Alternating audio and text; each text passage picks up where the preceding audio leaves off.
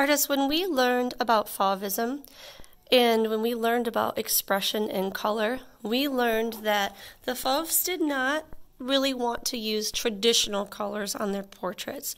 They wanted to use bright, bold colors. That's why many of those Fauvist painters were often called wild beasts, because they just did things that were against the norm. So we're going to do that today with our self-portraits. We're going to be using chalk pastels and liquid starch to add color to our portraits. We're going to need a placemat for this. And we do not want to add anything to our background today. Our background is going to be done with a different type of art material so that these are mixed media portraits. So we can add color to our hair, our face, our clothes, any accessories, but we're leaving our backgrounds alone. So when we are doing this project, we need to think about analogous colors. Remember that analogous colors are colors that are next to each other on the color wheel. We're going to be blending a lot of different colors together. And in order to get a good blend, to make sure that our colors aren't turning muddy, we're going to make sure that we're using analogous colors. And we do not need to completely fill our paper in with chalk pastel because we're going to be using our finger and this liquid starch to blend. But what I want you thinking about are colors next to each other. For example, yellow and purple are not next to each other. Yellow and orange or yellow and green are. So if I wanted to use yellow, I would have to think about mixing it with colors that were next to the color on the color wheel. If I wanted to use purple, I could use reds or blues. If I wanted to start with greens, I could mix yellows or blues. So I'm thinking about colors that are next to each other on the color wheel. Reds would mix well with purples, that would mix well with blues, but once I get to those blues, I would not want to go back over here to mix orange because they're not next to each other.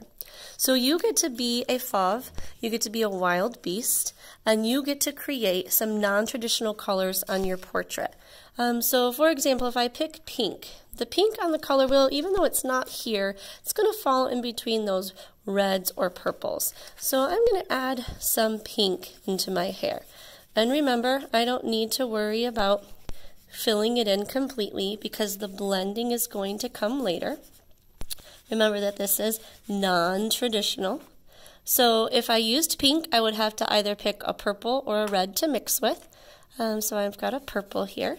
I'm going to add some purple.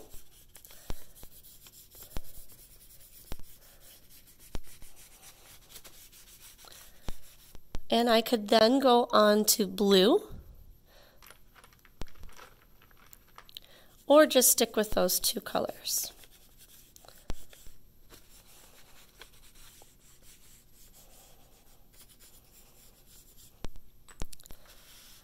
Now that my hair is finished, I can take my finger, I can dip it into this liquid starch, and I can blend.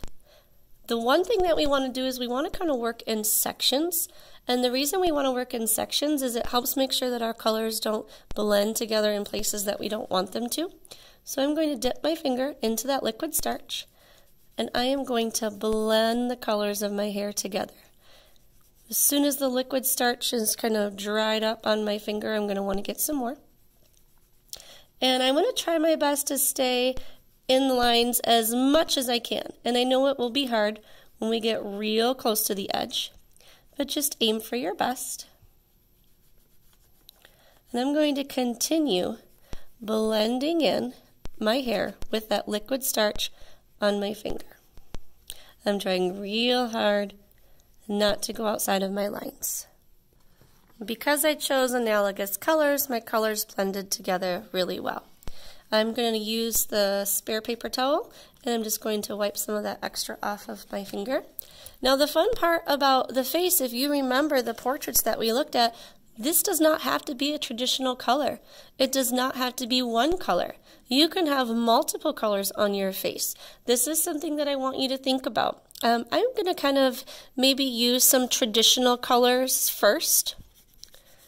Maybe a traditional skin color, whatever skin color might match yours. Everybody has different skin colors.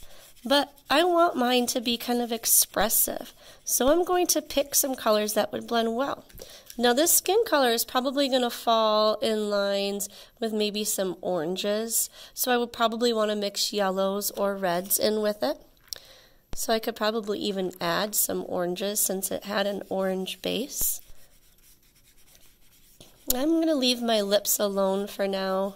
Don't want to forget my eyelids unless I wanted it to look like